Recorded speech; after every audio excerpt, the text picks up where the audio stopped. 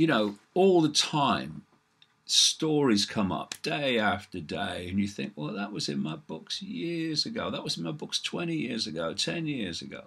And here's another. Scientists announce they can manipulate brain cells with smartphone-controlled implant.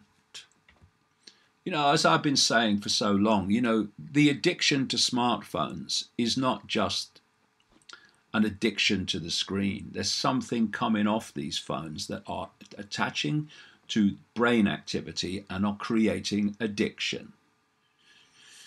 Anyway, this story says, researchers determined that smartphone notifications can make brains go completely haywire. It has already been proven that exposure to all sources of cell phone and wireless Wi-Fi radiation can disrupt the blood-brain barrier, which can cause it to leak. And the blood-brain barrier is that which stops toxins getting into the brain. And things like microchips, by the way, nanotechnology microchips. This, the story says, can kill brain cells. And research also indicates it can cause irreversible damage on brains, and kids are more affected, not least because their skulls are thinner. Researchers also determined that it can reduce impulse control, which can lead to violence and homicide. And, you know, when you see the violence that we are seeing, where you have these people going crazy with guns, and there may be other reasons for that too, relating to mind control, which is again the manipulation of the brain. But when you see other things like I think it was a 17-year-old teenager picked up a little boy in London this week and threw him from the 10th floor of a building. He didn't know the boy, just picked him up and threw him. When you look at the explosion of teenage suicide, the explosion of dementia, something's going on. Oh, but no, it's just the guns. You get rid of the guns, and then it'll all go away. Well, no, it won't, because criminals and people that want to cause homicidal violence will always get access to guns.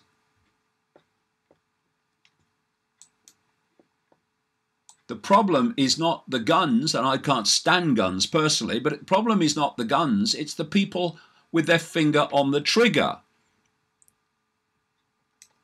A trigger finger attached to a brain that is being unraveled by multiple attacks, not least through electromagnetic attacks through smart technology.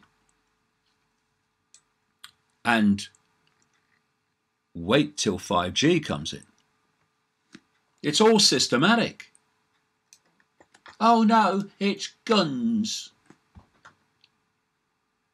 So it can. So can it really be a big surprise? Says this article, to these scientists that a wireless implant controlled by a smartphone can manipulate brain cells.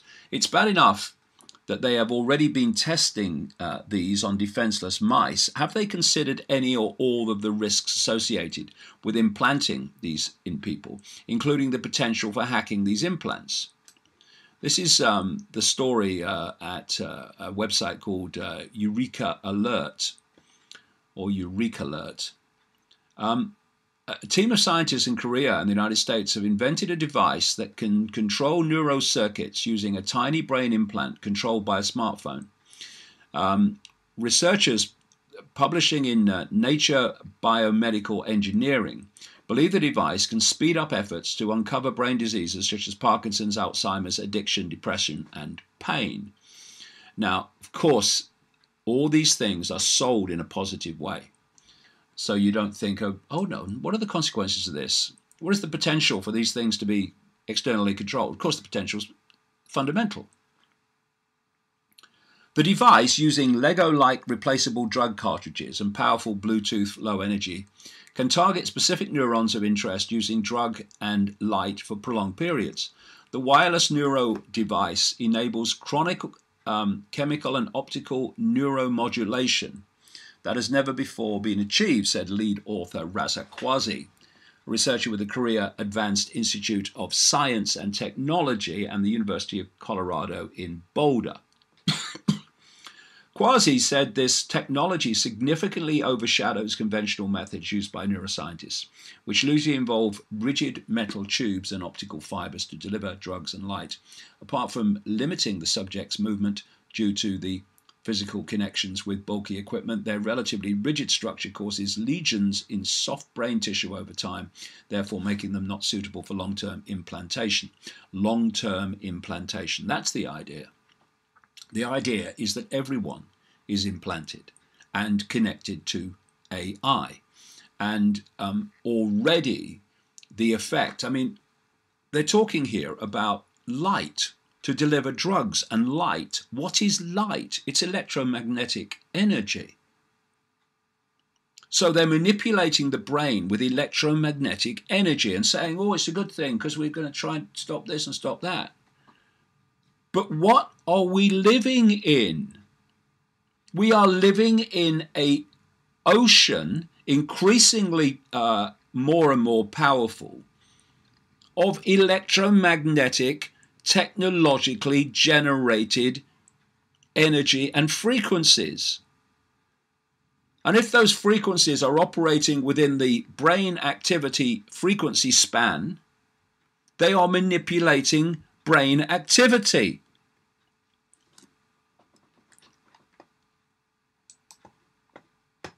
Oh no, that David Icke is just a nutter. God, it's pathetic. Another story, same subject. EMFs, electromagnetic fields, linked to massive decline in global health. For the very same reason that I'm talking about. The story says the topic of electromagnetic field, EMF dangers, has been subject to great debate over the years, but never has it seemed more pressing than now, as we face the transition to high-tech 5G technology. With smart home devices and utility meters becoming part and parcel of our daily lives, the potential for harm is significant, and EMFs have already been linked to a massive decline in global health.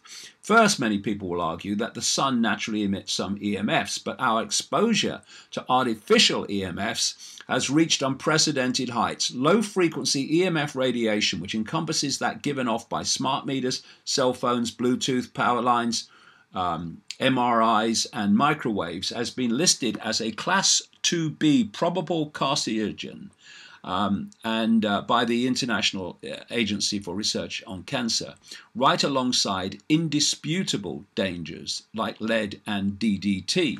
It's not just cancer that we need to worry about, however, as people can experience a host of unpleasant symptoms after prolonged exposure. It's more than a coincidence that so many people experience these problems just as technology takes over our lives. In fact, 27% of American children are now said to live with chronic health conditions that impact their daily activities, while 60% of adults have at least one chronic condition and 42% experience multiple chronic conditions.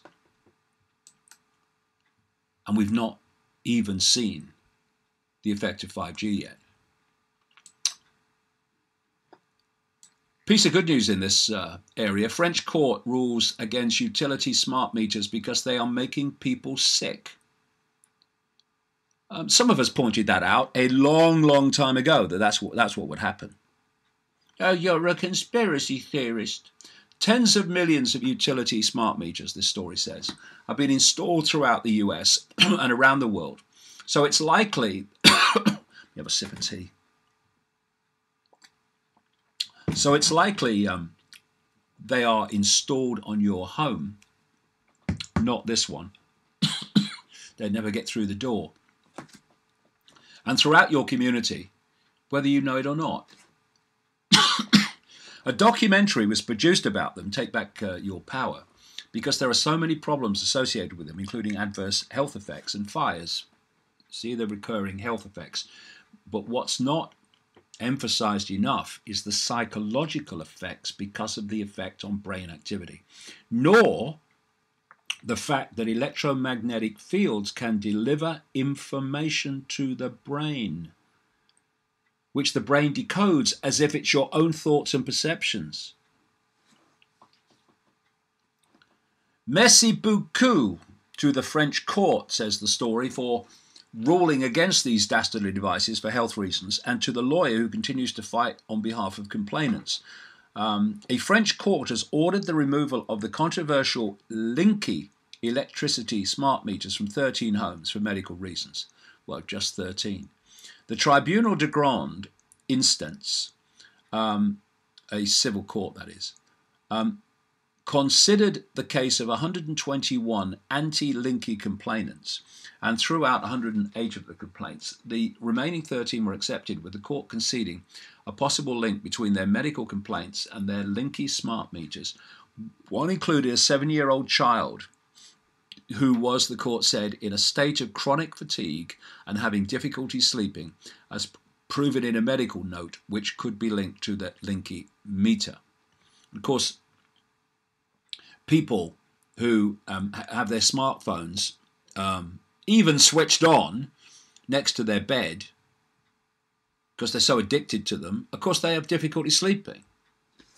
I can't think why. Because they're giving off an electromagnetic field which is stimulating the brain. Hello?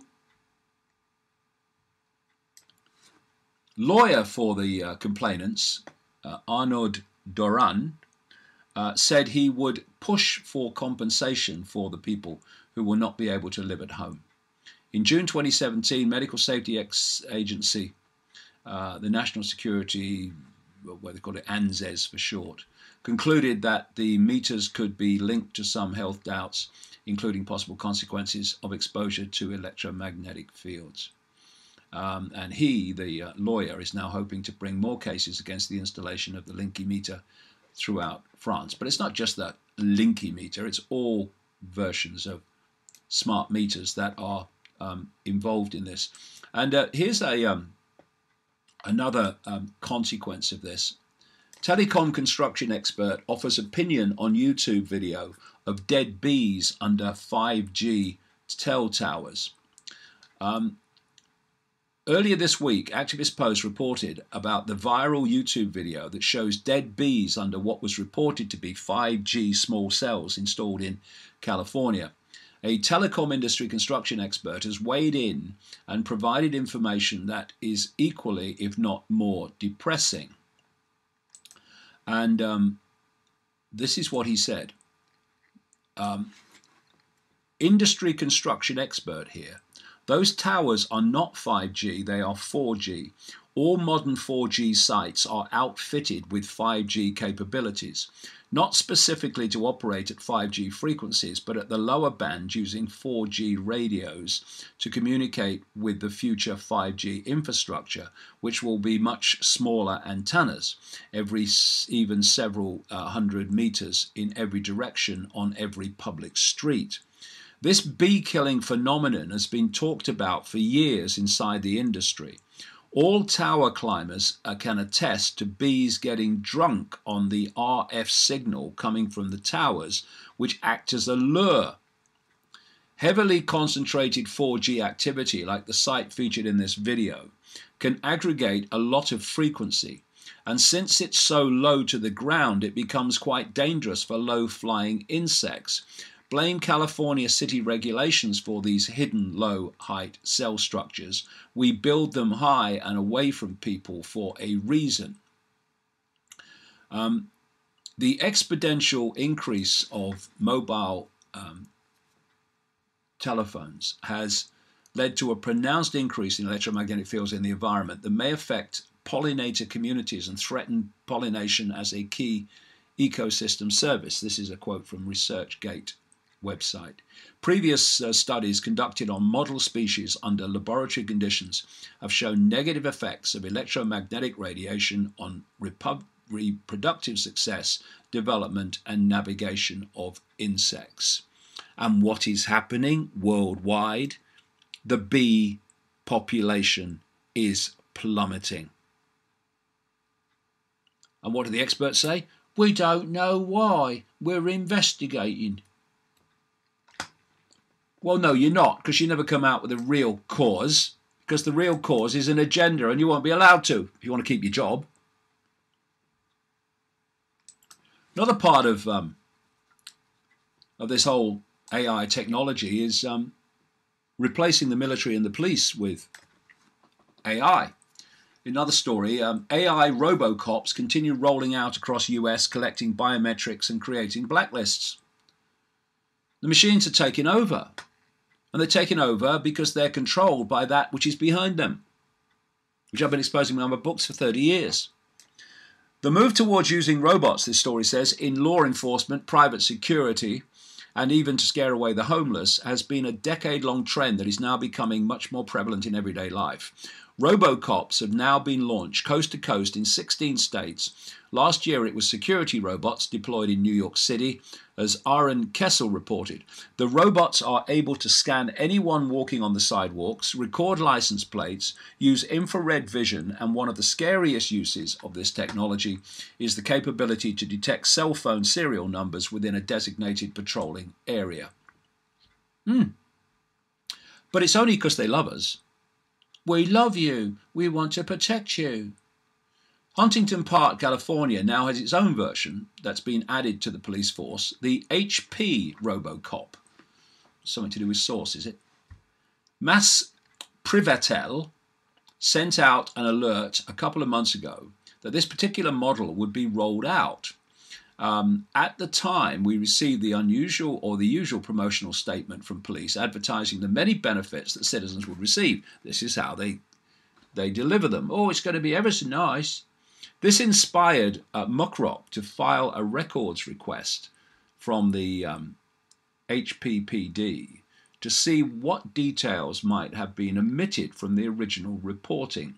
Last week, Muckrock received a cache of documents that they are now releasing to the public.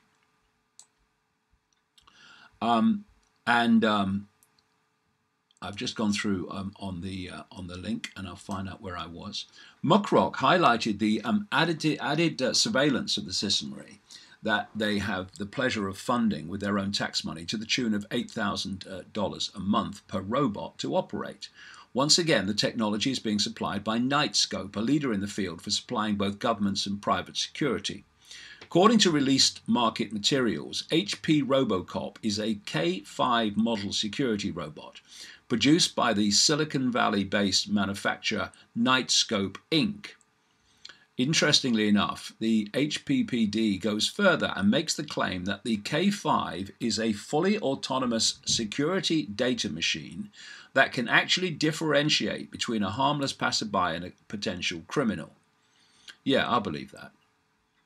As for how the K5 does that, the HPPD report points to the robot's many sensors, which are apparently capable of detecting faces, license plates, and even smartphones.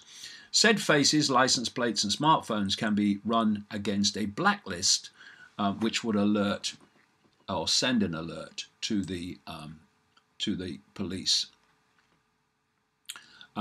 So this is the world we are moving into, and I'm just going to note that company while I'm on it, Nightscope, and I'm going to give that a look later and see what it's all about. So, I mean, the world is moving in, and we need to see that, and more people need to see that. Otherwise, it's going to be in place before most people even know.